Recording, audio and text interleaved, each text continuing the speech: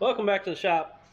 Last week's video, at the end of the video, I told you and showed you this 2011 Ducati 848 Evo that the customer had laid down.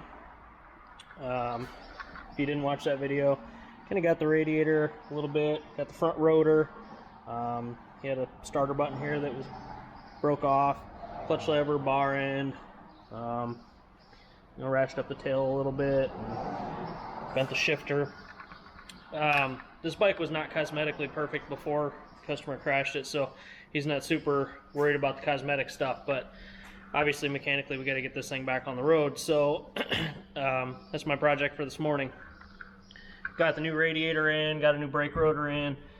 I'm going to be doing fork seals, front tire, what else was there? Front axle nut, and basically just give it a good check over and make sure everything's solid, kind of bend that shifter back so it's usable.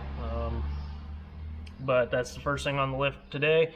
And then we're gonna finish up that KLX 110 pit bike. I got the chain adjusters and brake parts in for that, and you gotta do a front tube on that one yet too. So that's gonna be today's projects, and then just kind of chill out for the rest of the day. Again, it's Friday afternoon. I try to keep my Friday afternoons a little light because people tend to stop in and need stuff done ASAP on Friday afternoons. So I guess we will get started on this Ducati here.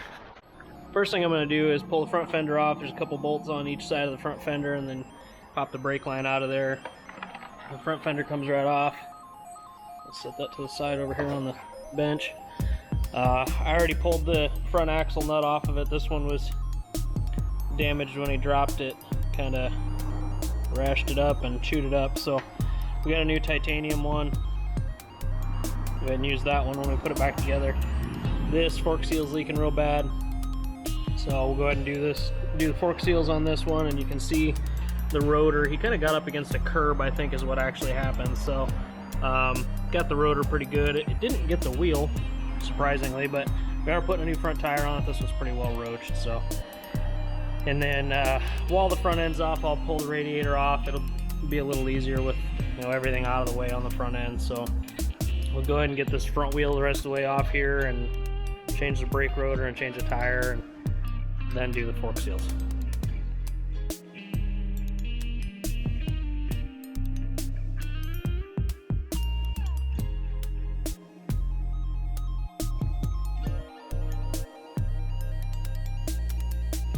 One thing real quick before I start pulling this fork out of here, you really want to take a measurement off the top of this fork. If the forks aren't in like the factory location, you really need to measure and see how high they are, so you make sure you put it back in the correct, or in the location that it was in, so it's the same as the other side.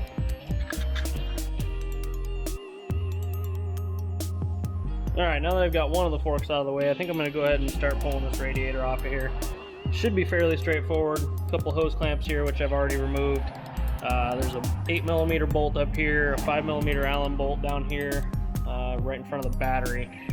And then there's a hose that goes to the vent here, a couple of electrical connectors for the two fans, and it should pop right out of there. So I think all I got left to do now is pull the hoses off of there, but it should just come right off.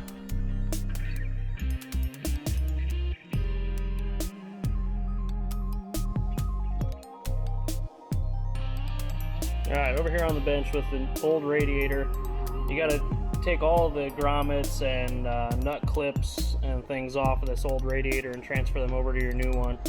The only thing that this new radiator I noticed doesn't have, this old radiator has a nut cert, rivet nut inserted in the lower mount there, and this one doesn't, so I'll probably have to just put a nut on the back side of that bolt, but it shouldn't be too big of a deal. So I've got the cooling fans, all the nut clips and bolts that hold the fans on, and the two rubber grommets for the upper radiator mounts here. This did come with a new radiator cap, so that's helpful, but you just have to transfer everything over and put it back on the bike.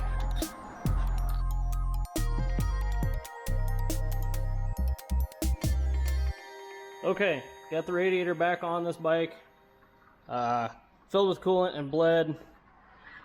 and I got the fork seals done. You know, there's not anything special about these forks other than they're on a Ducati. So, I mean, doing fork seal replacement on these is pretty straightforward. So, I just got to put the front wheel back on it now, and the front fender, and then get it down on the ground, run it up to temp, make sure the fans work, things like that, and basically just verify the repair. But all in all, this is going pretty smooth. I've never really been this far into a Ducati other than you know, back at school. So it's been a while since I worked on a Ducati, but pretty easy. What's up, everybody? We're back in the shop. It is now Monday morning. I was working on this Ducati on Friday, trying to get it buttoned up for the weekend for the guy. Figured he would want it, but he was out of town actually. So I gotta quit trying to film stuff on Fridays. It gets a little hectic around here, usually on Friday afternoons. So ended up doing a mess of tire changes, some wheel bearings, some brake bleeding. Ended up doing all kinds of stuff on Friday, aside from getting this done. So unfortunately, I didn't really take a whole lot of video of it, but got the front tire changed, front rotor changed.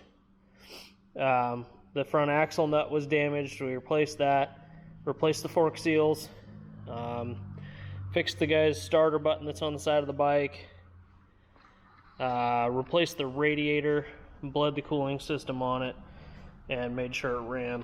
I did take it down the road, and it does run really well. So this bike is done now, ready for him to pick back up. Again, it didn't have any of the side fairings on it or anything when he crashed it or when it was brought to me. So it'll be all set for him to go as soon as he's ready to pick it up.